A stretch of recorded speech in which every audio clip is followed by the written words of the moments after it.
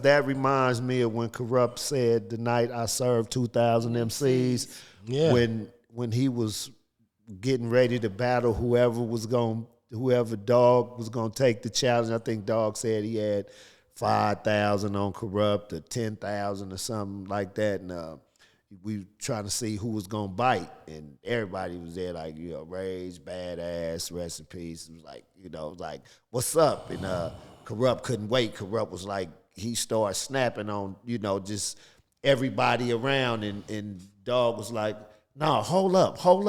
He was like, nah, watch out, cuz I ain't finna hold up.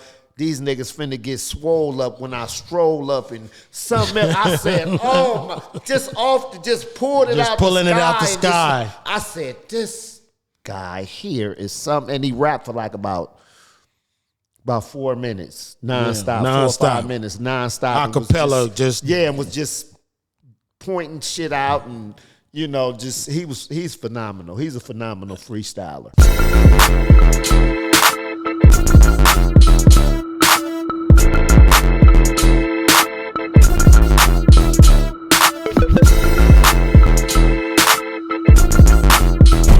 And what about the girls all pause? Nate Dogg again. Nate Dogg never missed. The girls all pause. Yeah. The girls all pause. Would you would have expected a title like that from Corrupt the Kingpin? Never. But the flip was dope. It was. Produced by Bink. Bink did that, right? Bink did that. That was Bink dope. played. I ain't even gonna lie. I couldn't even it was undeniable. It was one of them He ones. spazzed on that too. Corrupt spazzed on that too. Yeah. He did. No, I like the idea, and it was a good one for radio because it worked for radio, but it still radio. didn't take away from his street. Right. You know what I'm saying? His street image. He didn't make no plastic shit. Exactly. It wasn't like, okay, this is too far. Because he wasn't rapping like he was trying to make a commercial song. Well, nah, but you know how that worked though. As soon as Nate get on there, it's a hit. Yeah, it seemed like with labels sometimes used to be like, okay, well, yeah, we need a single. A lot of that music was forced. So it sound all right. Yeah. To me, gotcha. I think kind of like doing it seemed like he went in there and just put the project together, and then they picked the singles out of the project.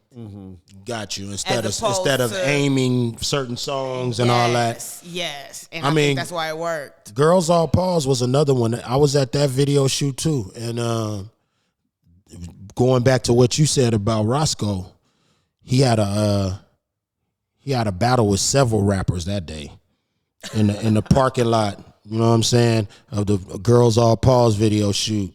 And I'll never forget, he was serving. Wait a minute, was that on La Cienega? Somewhere over there, I think so, yeah. Right past the Beverly Center, I think, north of the Beverly Center?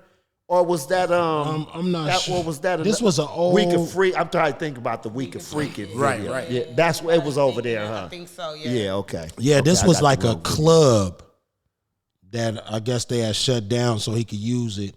And then in the back parking lot, it was a bunch of rappers looking over the fence. People's entourages coming in with a couple MCs. You know what I'm saying? And Roscoe was like... I don't know why people try to do that with us, man. Man, Roscoe told... That's why I was like, boy... Operation Shutdown. I just remembered... I don't remember everything, but I remember what really caught my ear is... He said, you don't got nothing that could touch me. And that's fact. How do I know? I analyzed everything in your backpack. And the dude had a backpack on, you know what I'm saying? And then he just started rapping about the things that could be in there. And it still wasn't going to be enough to fuck with him. You know what I'm saying?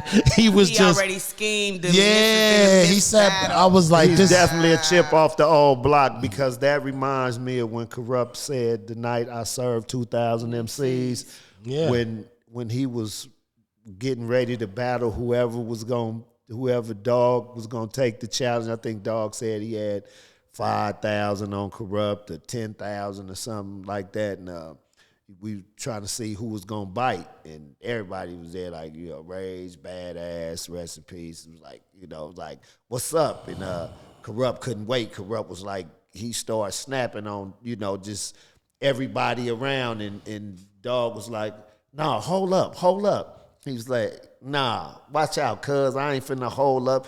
These niggas finna get swole up when I stroll up and something else. I said, oh my, just pulled it Just out pulling the sky. it out the sky. I said, this guy here is something. And he rapped for like about 4 minutes, nonstop, 4 or 5 minutes, nonstop. Acapella, and was just pointing shit out and, he's phenomenal. He's a phenomenal freestyler. And that's a dope part about being an MC, man. Like, this shit is serious, y'all. This ain't no, especially when your audience has become accustomed to you delivering quality, high-level rap.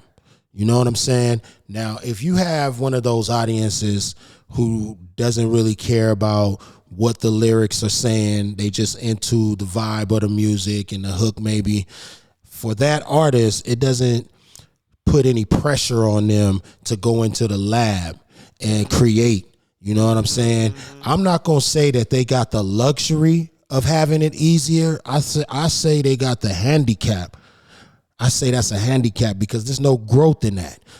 As an artist, when you could just walk in there and say whatever the hell come to your mind and your fan base accepts that. But when you got somebody like Kurupt who has been putting his pen to the pad so viciously that his audience is expecting, A1 material every single time he goes into the studio. That's the reason why I say this is a classic in my opinion, because what he's doing song after song after song after song after song is giving you a heavy display of amazing street lyricism, period. You know what I'm saying? So Of the highest grade. So, having that, even on songs like Girls Are Paws, you know what I'm saying? It's like, it's still not lacking its potency. Exactly. Right. So did you do Step Up first or I Ain't Shit Without My Homeboys? Or on this album? I think we did I Ain't Shit Without My Homeboys first. I think we did that at Dad's house, I think. For some reason, I'm remembering Dad's house. Because I remember a lot of shit was created at Dad's house. We did Downtown Assassin at Dog House. Remember when Dad's got that when he got that big ass SSL board in his house? I think he had Where was he staying? He was upstairs, and they had a big ass board up there. And I think he said they had to break that bitch down and build it back up in there. He said something crazy, and I was like, "Nigga, how did you get this big board in here?" But I think I kind of remember where you talking about. I kind of was it like in Silver Lake somewhere? It might have been, dog. I can't Because tell I you. remember he stayed in Silver Lake. He stayed like in Santa Monica somewhere where he had a studio set up. And then he stayed somewhere else where me and Badass used to go all the time when he was doing the gang-related soundtrack. I can't remember all the way. I just remember I feel like I was at Dad's house when we did that. And you know what I'm saying? It was another one of those type of things. This song right here, I'll never forget because it taught me the power of words. You know what I'm saying? Because it was a manifestation that happened within that verse when I said, we only got Navigator. We got Navigator dreams and only bus money. Yeah. You know what I'm saying? I was riding the 5 down Long Beach Boulevard. You feel me?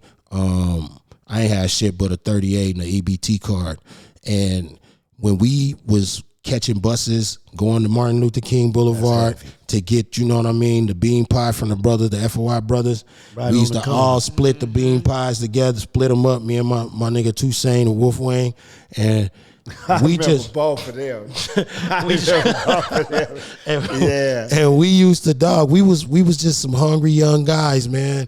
And I really sat on that bus stop. I sat on the bus stop and I said, damn, I wish I had a Navigator. I seen that Navigator roll by. That's when the Navigator was tough. It was the thing. Oh my! They was the thing when Lincoln pulled them out. That motherfucker cruised by me on that motherfucker. I was sitting on that bus stop. And then when I got my chance to do the rap, I said that part. You know what I'm saying? I had bus money, Navigator dreams, and only bus money. That was some real shit. You know what I mean? But the way you came off though, you was speaking on how to approach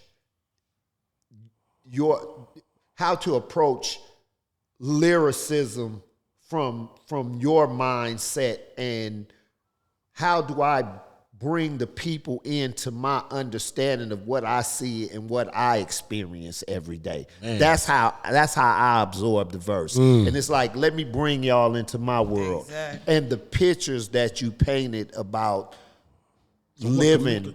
They down for his group. Could it be the there's a you what about the gunshots we ducked? Yeah. Oh, the shootouts we survived without wearing the bulletproof.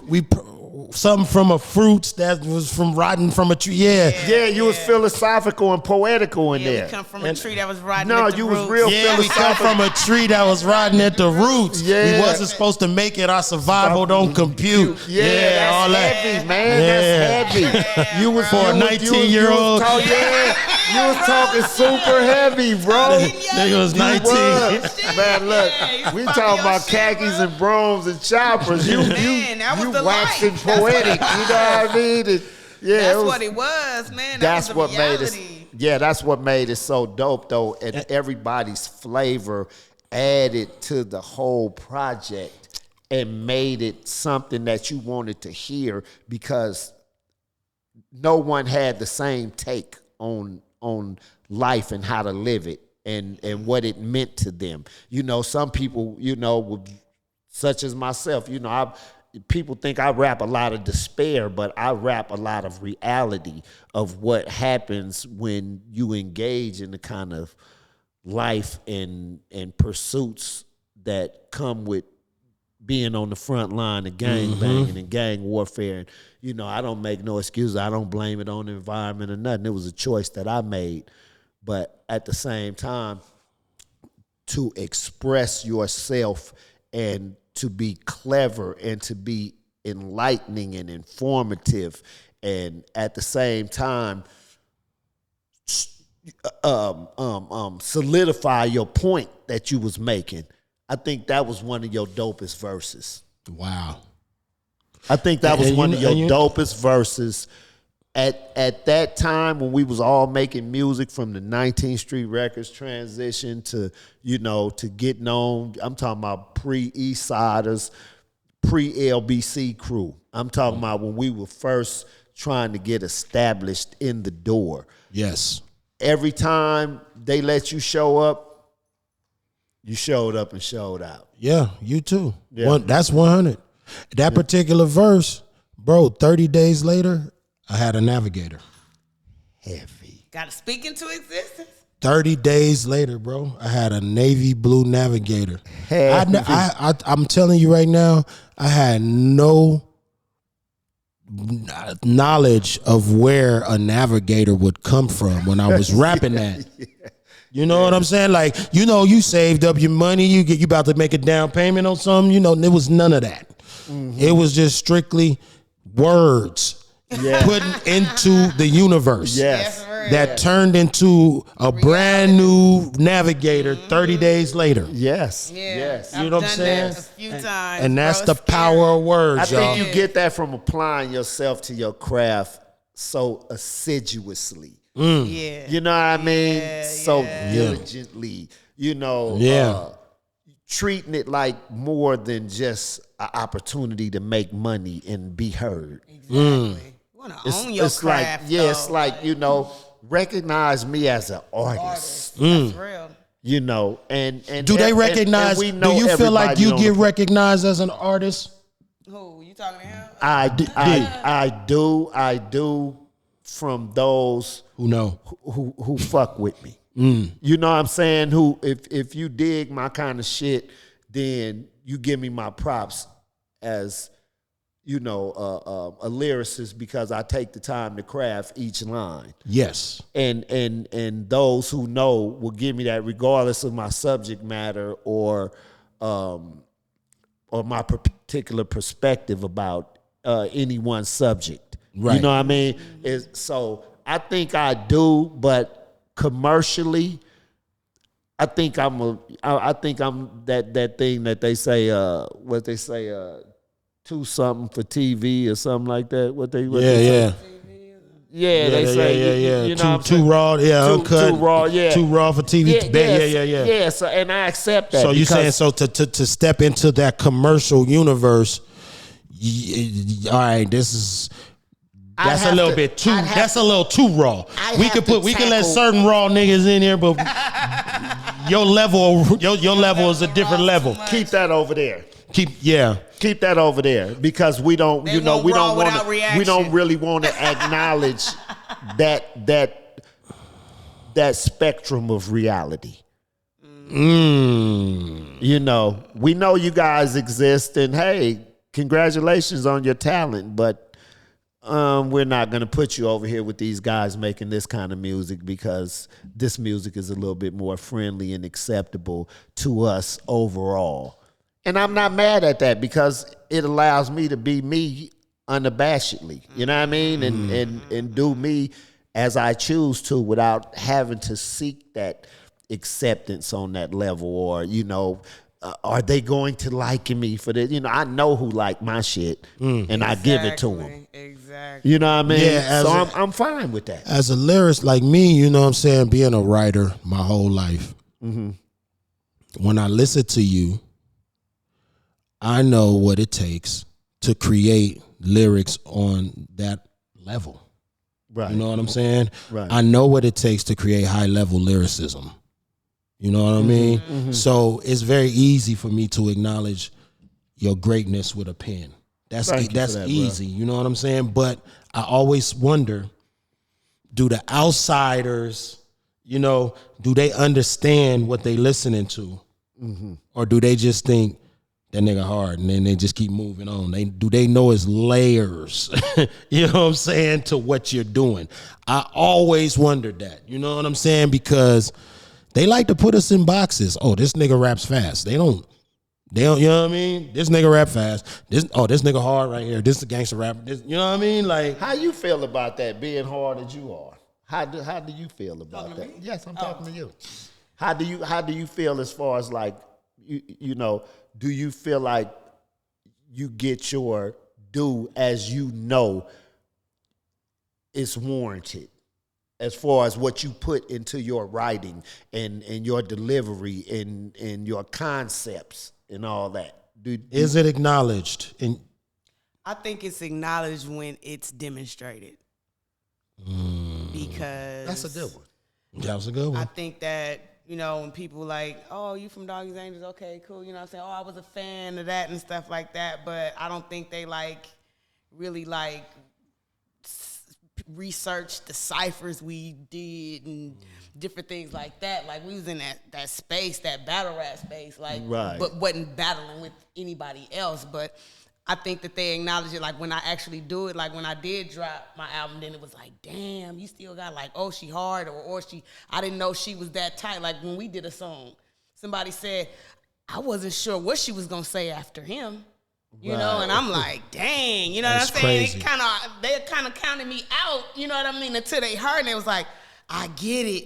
She did her thing. Right, so, you know, it's like, I got to prove myself. And I feel like I got to prove myself every time. And I'm like, I already did that. I've been signed. You know what I'm saying? You know, well, you hear a lot of people remark to me. Well, women, though, we have to prove ourselves every time we go in there and do it. That to me, I think that part is never, it never gets old. Well, you done heard my homeboys and other people, friends and associates, different people who would hear a song that we've did and they would say, like, she ate you up on there, Trey D. You better watch out, bro. like she got you on that one, D. Yeah, don't do that with her no more. You know what I mean? So you've heard that, and these are come from some people that you know they don't blow smoke. Exactly. And you know they not going to say nothing to, you know, they don't give a damn about my feelings. Oh, I think she killed you on that one, D. Yeah, exactly. She fucked over you on that one, D. I'm like, no, she didn't, nigga. You know what I mean? It was I'm like, she did her thing, nigga. But nigga, come on, nigga, you didn't hear what I said, this nigga. Nigga start breaking his lyrics down. Hold on, nigga, I said. But I think when people meet me, they don't look at me like, you know, for one, they look at me, oh, that's his wife. You Right, know what I'm saying? right. And, you know, so I'm not looking But at you like were that, cognac but before you were my wife, though. But that's the thing, though. It's a whole new time, and people that just meet you, Yeah, this is what they're meeting. I knocked her as cognac. You know what I mean? I did that. Yeah, my shit. Yeah, Miss Davis now. Yeah, for those who ain't knowing. You feel me? But Real it seems like sis. when they do hear it, like especially recent things, it's like, oh, I didn't know you go in, or oh, I didn't know you was so and so from Doggy's Angels or whatever. So I just be like, wow, that's crazy. You know what I mean? But it is what it is. I just try to be the best at what I do when I do it.